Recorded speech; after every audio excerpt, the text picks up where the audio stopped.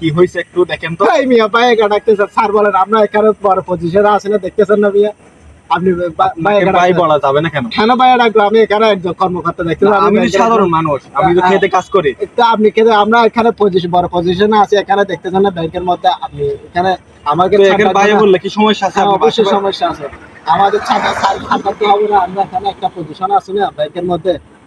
সবাই তো আর আপনারা স্যার ডাকতে পারবে না না? অবশ্যই যারা খেতে কাজ করে স্যার মানে বুঝে? স্যার বুঝবে না কেন? স্যারটা এখনো এটা কোন ডেভেলপ এখনো এটা স্যার ডাকবে না কেন?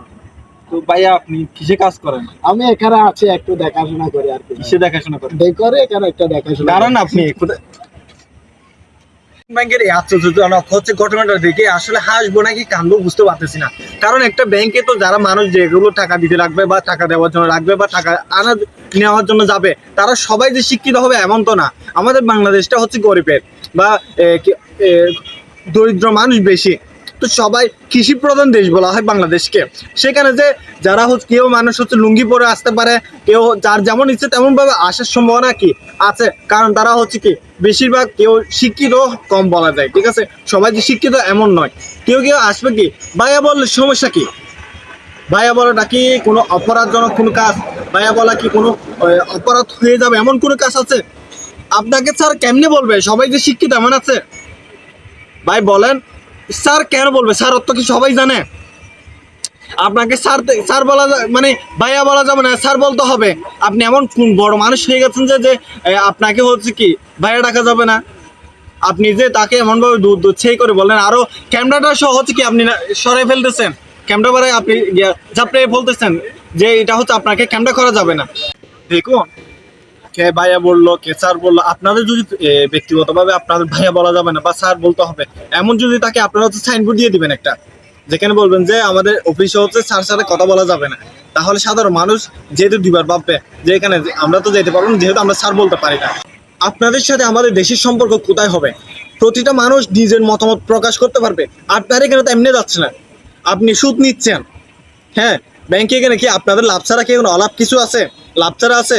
ওই মানুষটা যাচ্ছে যে এর কাজের জন্য, আপনারাও আছেন যে কি লাভ করার জন্য, আপনাদের ব্যবসা করার জন্য। তো আপনাদের সাথে একটা সম্পর্ক কোথায় হতে পারে? আমি অবশ্যই এটা নিয়ে তীব্র নিন্দা জানাই। গ্রামীণ ব্যাংকে যারা প্রতিষ্ঠাতা আছেন এবং যারা পরিচালক আছেন, আপনাদের এটা কিন্তু দেখা প্রয়োজন। কারণ এমন ঘটনা ঘটতে থাকলে তো দেশের মানুষ তো ক্ষিপ্ত হয়ে যাবে। কারণ আমাদের দেশে ধনী গরিব সবাই এখানে আপনাদের কাছে যাবে, সবাই তাদের মতামত জানাতে পারবে, আপনাদের থেকে জিজ্ঞেস করতে পারবে, তার ভাষায় সে আপনার সাথে কথা বলতে পারবে, আঞ্চলিক ভাষায় কথা বলতে পারবে বা আবার তার নিজস্ব ভাষায় প্রকাশ করতে পারবে। কারণ এই বাংলাদেশটা কি এক সামান্য ভাষার জন্য আমরা হচ্ছে যুদ্ধ করেছিলাম, আপনারা তো এটা জানেনি। তাহলে যে জায়গায় হচ্ছে ভাষার জন্য যুদ্ধ করেছে সেখানে বাইরেটা কি ভাষার বাইরে আছে নাকি যে তাকে স্যার বলতে হবে? স্যার এটা তো ইংরেজি ভাষা, তাহলে বাংলা ভাষায় সে কথা বলতে পারবে না কেন? বাংলা ভাষায় সে ভাইয়া বলতে পারবে না কেন? এটা আসলে খুবই দুঃখজনক বিষয়।